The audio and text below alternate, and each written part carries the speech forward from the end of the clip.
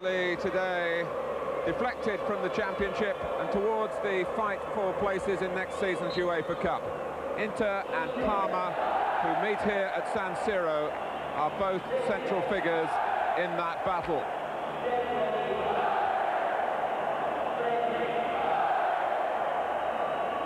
Inter have been an enigma this season, despite the experience of players like Walter Zenga, Giuseppe Bergomi, who's back today, Andy Bremer.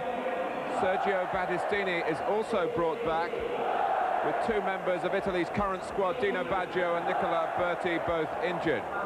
Other problems, well, Jurgen Klinsmann has scored only 6 league goals. Lothar Matthäus is not happy with the running of the club, which on the field has been in the charge of Luis Suarez since January.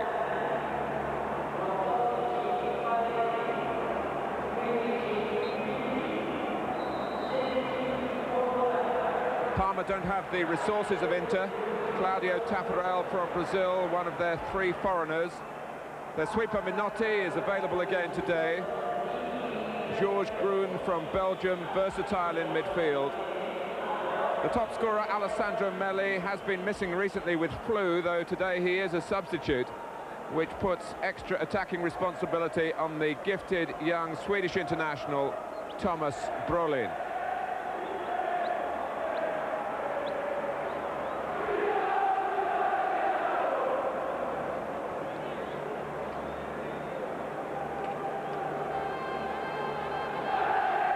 '39-year-old Marcello Nicchi is today's referee.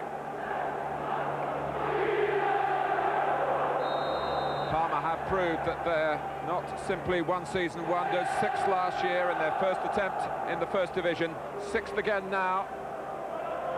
Today against an Inter side that is so hard to fathom out, really. Defensively, they've been very difficult to break down, but they've been far from efficient in front of the opposing goal. Parma producing a problem in the opening seconds here. The whistle had gone and the ball had gone out of play, but Walter Zenga has been up to his usual standards, and they're pretty lofty ones, but there has been a shortfall really for such an experienced team. But currently we find these two sides with Inter in the better state of health. They've gone 7 games unbeaten, Parma without a win in their last 5 in the league. It's not a big crowd. Part of that is just an air of disenchantment amongst the hardcore of the Inter support with the way things have gone. But also it's a very pleasant spring-like afternoon as well. There are other distractions. Di Chiara for Parma. Quoggi, who used to play here for Inter's great rivals Milan. Bianchi pressed all the way by Di Chiara.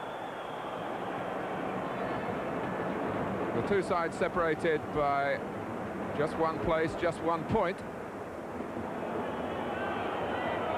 Luis Suarez, whose management, of course, has been most recently with the Spanish national team. Inter had brought a lot of players forward, and Parma can't push out quick enough, really, to catch them turning. Bianchi has got to think about defending. The point we're making about Di Chiara, who's definitely an attacking weapon on that side of the pitch for Parma. And Bianchi finding out that just getting back alongside Di Chiara wasn't enough. He, in the end, had to trip him. 17 minutes to go to half-time. Ozio's free kick. Quoggi with a backhander off the bar. Zenga just watched and saw it drop onto the frame of the goal. And it's Klinsmann who clears. Ciocci. Well, are Inter going to be inspired here by a scare at their own end? Bremer. And it's behind a trio of potential attackers.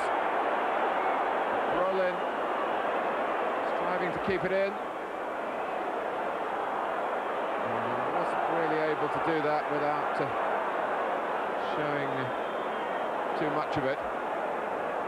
But it was the free kick that Quaggy just helped on. So nearly put Palmer in front. Ozio on the ball here, he took it.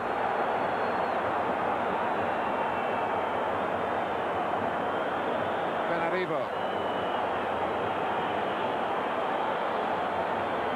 Even with high-caliber players, confidence is of such importance, and you do feel here that don't have it in abundance. Quaggy. Brolin. Header away by Bergamy.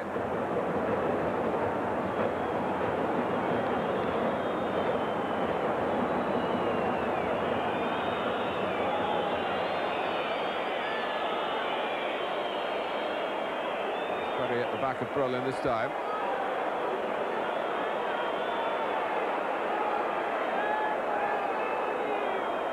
And Palmer. Very purposeful now. Certainly not scared of operating on this stage. Benarivo will want to blame the pitch.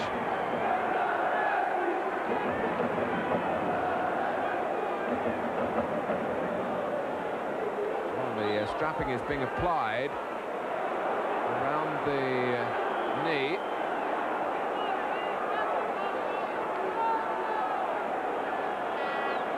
With 15 minutes to go to half-time. There's more worry for Inter at the moment.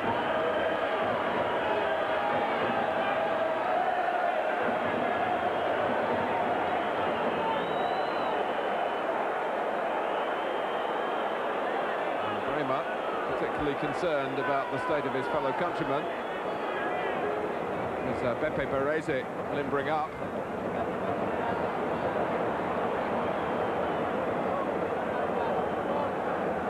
Mateus would claim that he's been perhaps singled out for attention.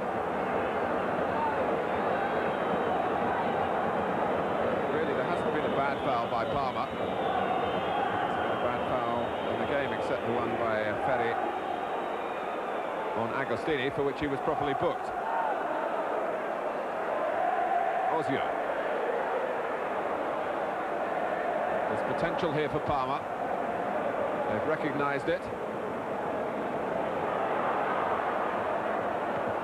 Inter at the moment, still penned back on the edge of their own area.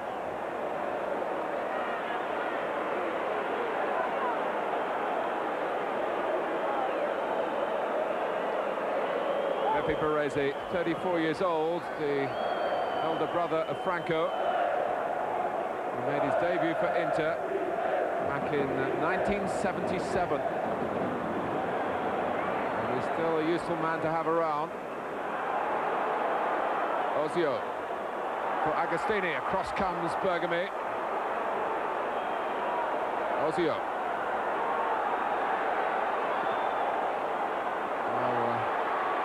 Agostini had stayed down, and I suppose technically was in an offside position.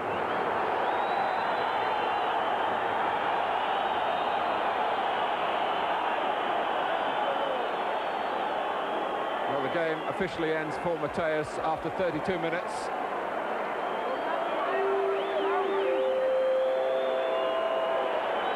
And the attention's turned now to Bergamy. Clearly the right knee. And in that instant, the disappointment of Inter's season is really summed up. And I think, given Baresi's strength as a defender, it may well be that Orlando is asked to move forward a little more.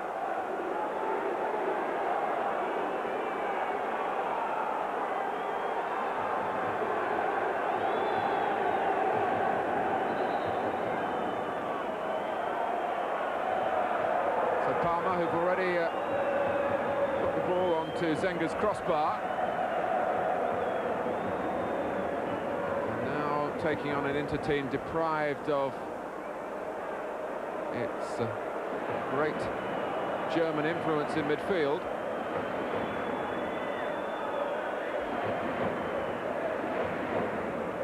Ciocci. Desideri. Didn't do too much with it. Chasing up here is Agostini for Parma. At his back is Bergami.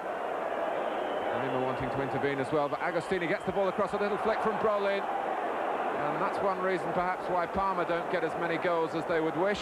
They've got to commit more players into attacking positions when there's such promise as there was then.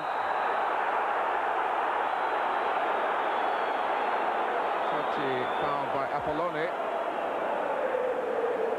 But Brolin was quite entitled as he backheaded then to expect a teammate, and Ozio, who was way off the pace really, will be questioned perhaps at half-time as to why he hadn't committed himself. Had he done so, there would have been a great chance for him. Brolin. Benarivo. Oh, and it came off the head of Battistini. Zenga on his way out. That could have ended in catastrophe. Battistini felt he had to go for it, presumably he didn't get a call, and that may well be what he was saying at the end.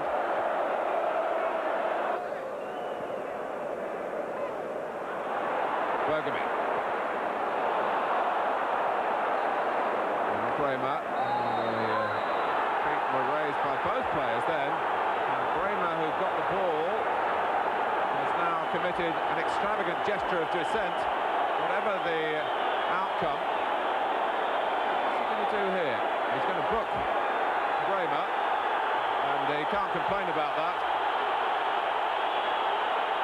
Whatever the value of the decision, if you don't accept it, well, you must then accept the consequences.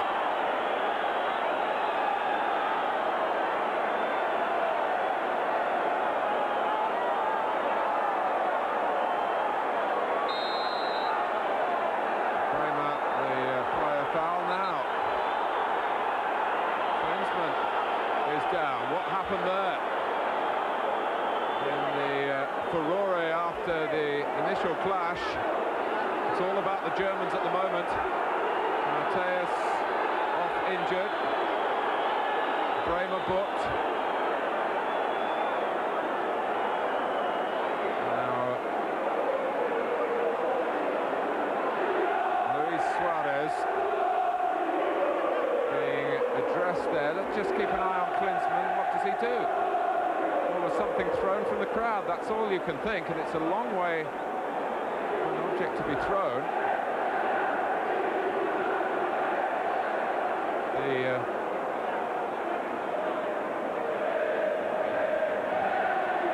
was clearly no Parma player anywhere near him. Klinsmann just collapsed. The captain of Parma was talking to Luis Suarez. Let's see it again. It's going to be a free kick to Parma. Bremer had been booked. Klinsmann looked, flinched, fell. And he was clearly struck.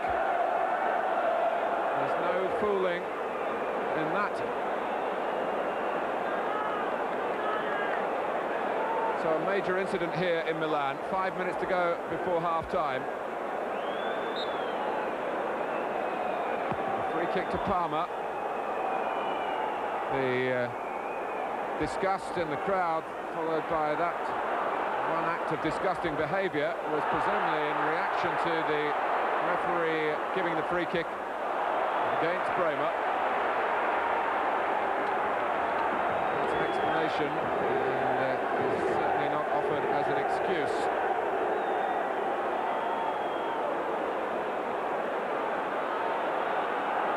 Klinsmann now with the padding to prevent the bleeding and the hairnet to hold the padding in place.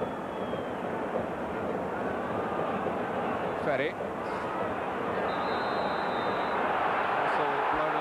prematurely then. But the free kick taken from the wrong place, the referee trying to be a bit more sympathetic to Inter. Ozio, that's a weak ball in the circumstances. Feelings running high here.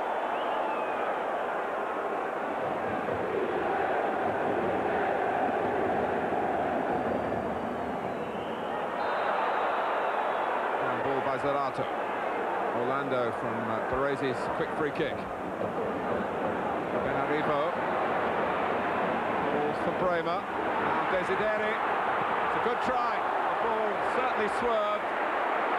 Stefano Desideri, a midfield player with a good touch around goal and a willingness to shoot.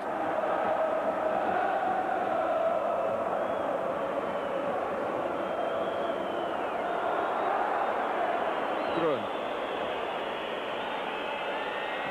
But there are only, we believe, around 300 or 400 Parma fans here. And you have to believe that the odds are very much against one of them throwing an object, the object that cut Klinsmann.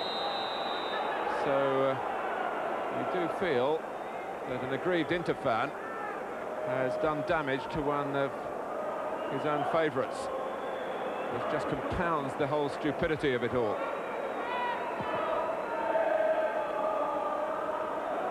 Brolin.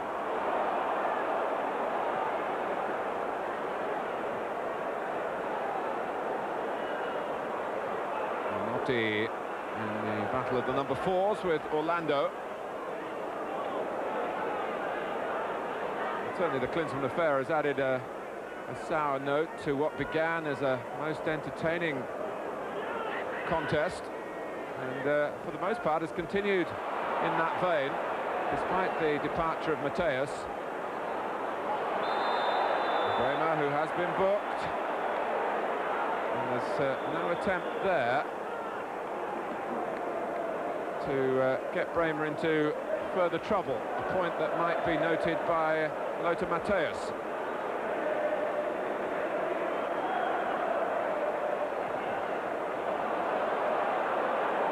Got to it, Brolin. Here comes George Grun again. Still Grun. Oh, terrific play from him. Zenga stopped it with his legs. It would have been a splendid goal. The cross from Ozio and Zenga this time. Bread and butter job, but he did it well against Grun. But it was their previous contest that was crucial to keeping it at 0-0. George Grun, wrong-footed Inter, got the ball back onto his right foot, made space for the shot, but he hit it too close to Zenga.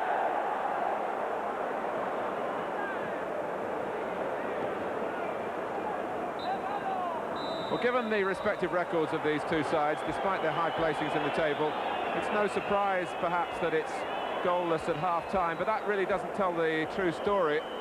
Parma have played with a fair degree of poise and hit the bar with Quoggi's back header. A great effort by George Grun as well. But there's been a sensational twist of events with the departure of Matthäus injured and Klinsmann struck by an object thrown, one can only suspect, from one of his own supporters. At half-time at San Siro, a mixture of moods. It's Inter 0, Parma 0.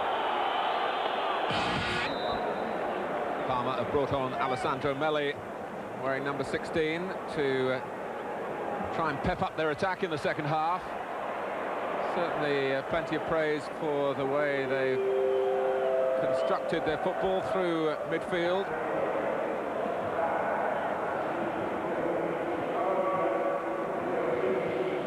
Inter, remember, unbeaten at home, but they've only won 4 of 13 league games. 9 home draws. Well, if they'd picked up, say, 4 or 5 extra goals to turn half of those into victories, their season would be so much more palatable. As it is, they're not just taking on the problems caused by Parma here to them, but also a fair measure of discontent amongst their supporters. Supporters that one assumes are going to be punished in one way or another for the Klinsmann episode just before half-time.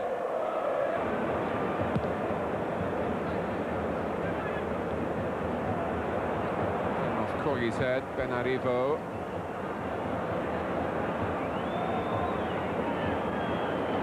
Livio Scala, the Parma coach, nearest the camera, is here. There was a story that because of a bad back he might have to miss this game.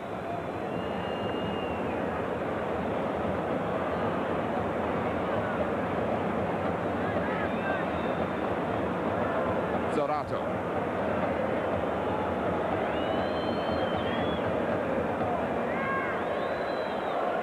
Catanese. Now Corgi. Di Chiara this time settles for the little side foot pass. Out came Bergami. Di Chiara again.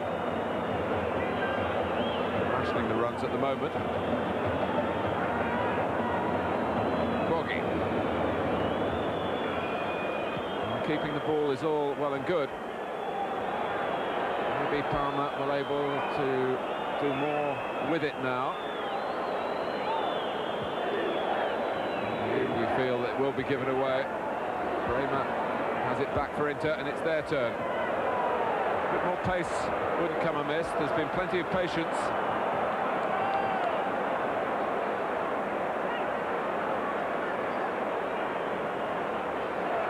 Bianchi forced into the error by Di Chiara, and made up for it by intervening. Played against him rather by Catanese. Here's Ciocci. Bremer. Oh, Taffarel's got to watch it and hang on. Pizzi was there, ready to pounce.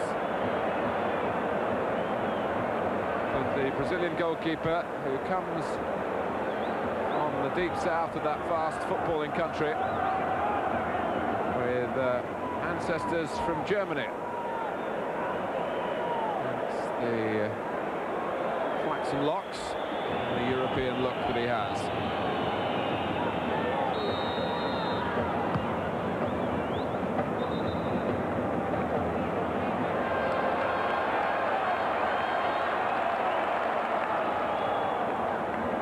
Hasn't helped Inter or their supporters, of course, that the side that shares this stadium has been supreme this season. Comparisons have been odious from Inter's point of view.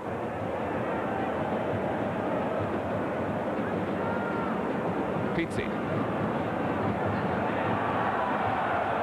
Trying to do a bit too much on the ball. Melli, it was a mistake by Ferri. Alessandro Melli for Parma. Benarivo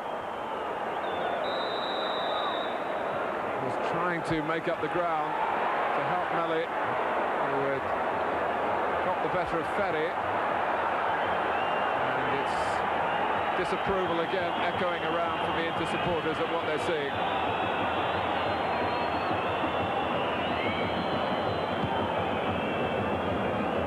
You might argue that Matthäus is being quite right to shout his mouth off in the Italian press about what's gone wrong with Inter.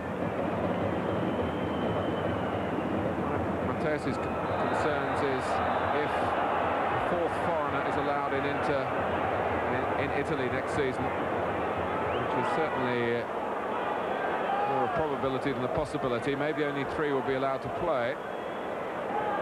Inter have lined up another German from East Germany, Sammer.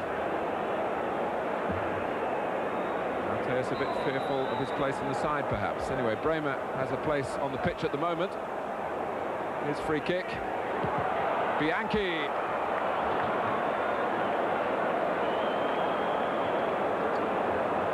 He hasn't scored at all this season.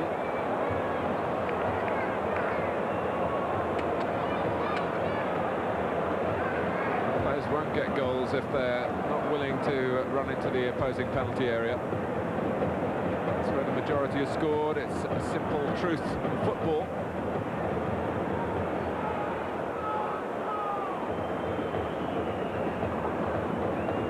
Catanese.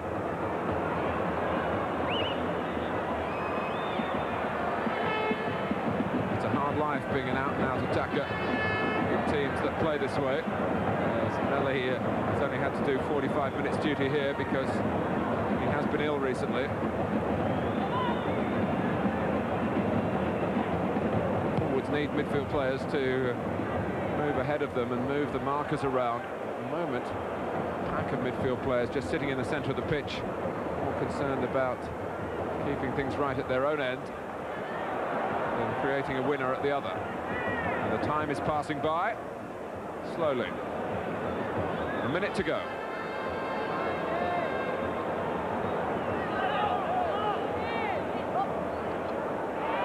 It's a push, an unnecessary one by Quaggy on Orlando. Maybe the players aren't enjoying it too much either.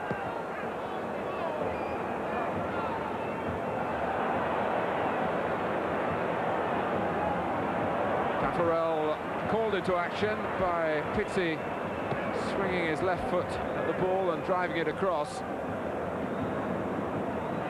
The chance of catching Palmer by surprise. Here's Pizzi again. Another attempt to cross early, but not at all an effective one. Benarivo, down goes Melli. Palmer still had the ball. It was clearly a block on him. Melli being told by the referee there that I think the advantage had been played. Oh, Agostini! Can Palmer, in the closing seconds, fashion a chance here? Catanese. But again, you saw just how few players were willing to run into that area of the pitch.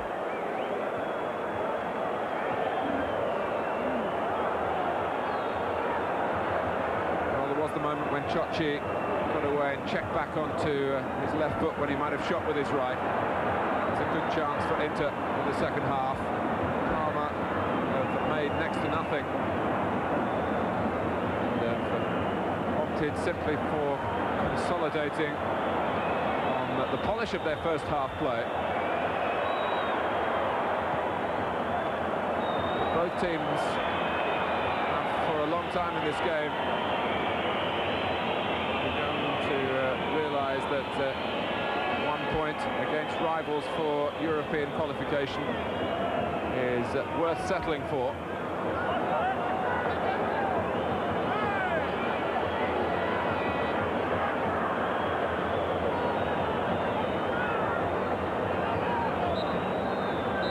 There was some fine football in the opening 20 minutes, but I have to say the second half of this match really is best forgotten, and perhaps it produced the type of stalemate that we feared would be the norm over the entire 90 minutes.